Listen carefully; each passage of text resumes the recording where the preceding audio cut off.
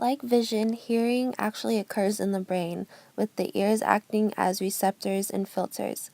The outer structure of the ear, the pinna, acts as a funnel and directs sound vibrations into the auditory canal. As the sound travels down the auditory canal, it vibrates against the tympanic membrane, the eardrum. Behind the tympanic membrane are three very tiny bones, the malleus, the incus, and the stapes, that transmit the vibrations to the cochlea. The cochlea is a hollow coiled organ lined with hairs and filled with fluid. The vibrations from the bones agitate the fluid in the cochlea, causing the hairs to move. This translates the physical vibration into the chemical/electric signal that travels up the auditory nerve to the brain. The hairs inside the cochlea are very sensitive, and it's possible for them to become damaged by excessive vibration, which can lead to hearing loss. Place theory is a theory of hearing which states that our perception of sound depends on where each component frequency produces vibrations along the basilar membrane.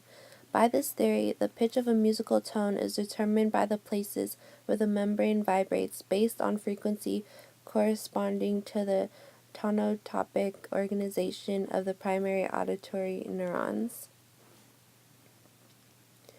The frequency theory. Early forms of the frequency theory were sometimes referred to as telephone theories and assumed that the auditory nerve passed complete time domain representatives of the incoming acoustic signal to the brain in a manner analogs to the way the waveform of the speech sound is transmitted into fluctuating voltages in a telephone line.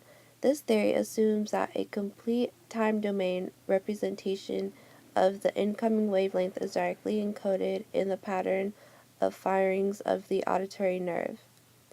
This theory is this simple form assumes that the auditory nerve can fire at rates of 20 to 20,000 times per second.